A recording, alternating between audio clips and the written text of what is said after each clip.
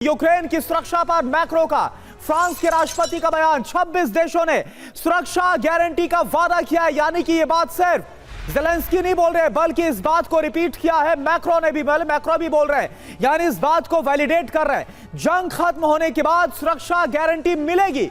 रूस पर अमेरिका के साथ मिलकर प्रतिबंध लगाएंगे। रूस ने 10 लाख से ज्यादा सैनिक खोए, मैक्रो ने बोला। क्या बोल रहे हैं सुनिए। तो आप देखिए, यूक्रेन में यूरोप के सोल्जर रहेंगे 24 घंटे में। क्या महाविध्वंस तय है। यूरोप के 26 देश यूक्रेन को सुरक्षा गारंटी देंगे, यह फैसला हो गया। और खुद इमैनुएल मैक्रोन ने भी यह बात कही है, अभी आपने सुना। कुछ देशों की सेना यूक्रेन की जमीन पर उतरेगी। समंदर, हवा, जमीन जरूरत के हिसाब से तैनाती की जाएगी। रूस ने विरोध किया तो नए प्रतिबंध लगाएंगे, इमैनुएल मैक्रोन की तरफ से कहा गया है। अब आप देखिए, यूक्रेन को सुरक्षा गारंटी, यूक्रेन को हथियार की सप्लाई दी जाएगी। यूक्रेन में शांति सेना के नाम पर ये जो यूरोप के सोल्जर हैं वो उतरेंगे। अमेरिका की इसमें एक बहुत बड़ी भूमिका है, इस बात का भी दावा किया गया है। अब आप देखिए, एक और बड़ी जानकारी क्या, दरअसल पेरिस में जो मुलाकात हुई, सवाल उठाए क्या, उसके बाद यह रूपरेखा तय हुई है। पेरिस में 30 यूरोपीय देशों के नेता जुटे, जिसमें वो सभी देश थे जो यूक्रेन को बाकायदा इस वक्त मदद कर रहे हैं, हथियार की सप्लाई कर रहे हैं। मीटिंग का 5 सूत्रीय एजेंडा था, जिसमें 5 मुद्दों पर मंथन किया गया। ये फटाफट समझते हैं।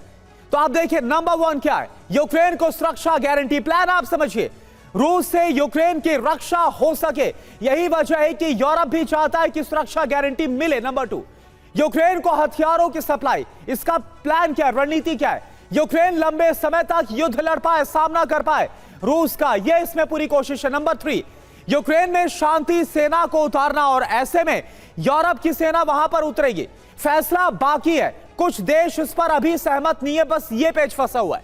नंबर 4, रूस पर और नए सैंक्शंस लगाना और नए प्रतिबंध लगाना, रूस को आर्थिक नुकसान पहुंचाना, यह अपने आप में एक बड़ा प्लान है, एक दबाव बनाने की रणनीति है। नंबर 5, अमेरिका की यहां पर भूमिका नजर आ रही है, इसको लेकर दावा मैक्रो कर रहे हैं। अमेरिका को साथ रखने की कोशिश, क्योंकि अभी फिलहाल एक तरफ जो नजर आया अलास्का में, वहां पर ट्रंप और पुतिन एक तरफ नजर आ रहे थे। Group captain DK Pandey sir इस वक्त हमारे साथ जुड़े हुए हैं। डीके पांडे सर, आप एक बात बताइए, क्या आपको लग रहा है कि ऐसा मुमकिन है? क्योंकि अगर ऐसा हुआ तो अमेरिका भी जानता है कि इसका हश्र क्या होगा, परिणाम क्या होगा, और पूरी दुनिया भी इसी बात को जानती है कि फिर पुतिन कर क्या सकते हैं। जय हिंद। देखिए, एक बहुत ही महत्वपूर्ण बात जो निकल के आती है पर्दे के पीछे से, कि मीटिंग हुई, क्या था उद्देश्य, कि जब शांति सीज फायर होता है उसके बाद, यानी कि पहला क्लॉज ही है कि सीज फायर, इसका मतलब ये यूरोपियन देशों को लग रहा है कि सीज फायर जो है सन्निकट है। ऐसा क्यों लग रहा है? क्योंकि ट्रंप लगातार इस बात को, इस मत पे हैं कि कुछ ना कुछ होने वाला है, something different going to happen. जब इस मीटिंग के बाद जो पेरिस में हुई, यूरोपियन देशों के नेताओं ने ट्रंप से बात की, ज़ेलेंस्की ने भी बात की कि क्या डेवलपमेंट है बताया, और वो चाहते थे कि अमेरिका की भूमिका, जैसा कि हम लोग सब जानते हैं कि अगर कोई सुरक्षा क्रम फ्रेमवर्क तैयार होना है यूक्रेन के लिए, सुरक्षा गारंटी के लिए, तो उसमें अमेरिका का बहुत ही महत्वपूर्ण रोल होगा।